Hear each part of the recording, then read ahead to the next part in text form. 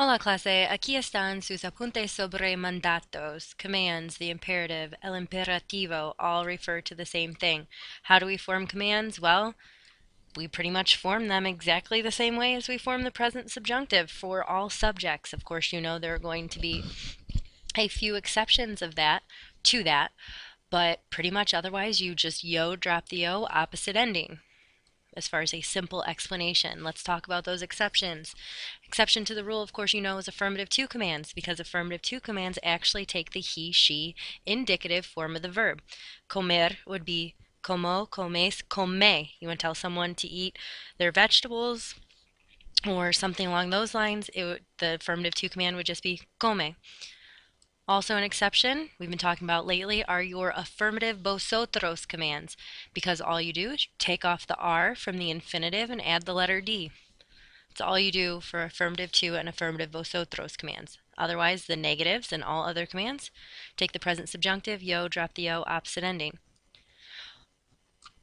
Oh, speaking of these vosotros commands, if I take off the R of hablar and add a D, there's the vosotros command. There's the vosotros command. And there's the vosotros command. All right, one more exception. Affirmative nosotros commands are supposed to be the same as the present subjunctive, and they are. There's just one exception. Ir has to be difficult. Its command should be vayamos, because that's the same as the subjunctive for it, but instead it's just vamos. Sorry about that. Okay, let's talk about pronoun placement. All normal pronoun placement rules apply. Attach a pronoun at the end of an affirmative command between the no and the command for negative commands. But here are the exceptions. If you're attaching two pronouns to a one-syllable command, you need an accent on the command. If you're attaching just one, like an asla, no accent. But if you're attaching two, asmela, you need an accent on the command. Another exception.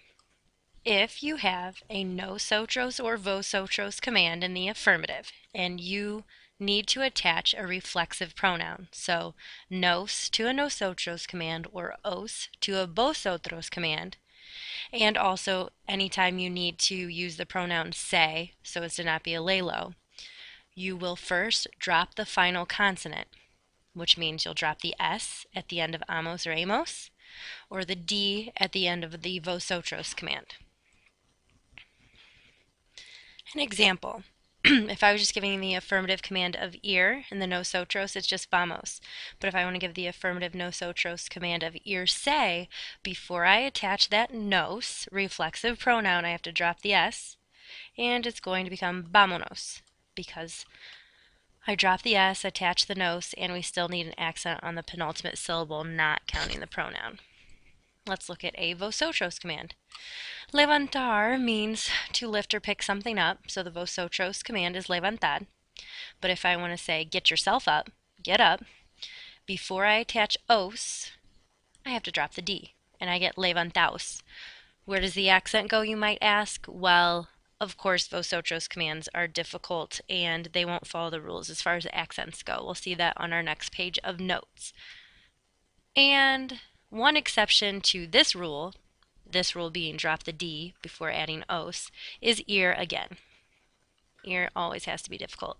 So the affirmative vosotros command is just id of ir, but if I want to use the affirmative vosotros command of ir se, it keeps the D. It should be gone, but that's what makes it an exception. I take id and add the os. Let's talk about those vosotros commands and accents. Okay, as you guys might have just noticed when I showed you the affirmative command of levantarse for the vosotros, it was levantaos. So that shows you that there is no accent when attaching one pronoun to an AR or ER affirmative vosotros command, including the os.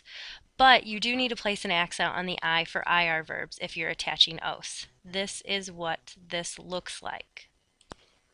Okay, if I want to attach a pronoun to hablar, no accent. I drop the D if I'm adding os, only if I'm adding os or se, but there is no accent. If I attach one pronoun to comed, no accent. Of course, if I was attaching os, I would drop the D first, but since I'm adding a direct object pronoun, it stays there. But let's look at what happens to escribir. When I attach os to it, first, of course, I drop the D, but I also add an accent to the letter I. If I were to have added los, no accent. It just happens if I'm attaching os. But if you're attaching two pronouns to a vosotros command, you now need an accent on the A for AR verbs and the E for ER verbs. And you'll still have one on the I for IR verbs if you are attaching two pronouns. So, what will these look like? Accent goes on the A for an AR verb, accent on the E for an ER verb, and again, accent on the I for an IR verb. And if you're attaching os, you still drop the letter D. If you're attaching something else, you do not need to drop the letter D. If you have questions, bring them with you to class. Ciao.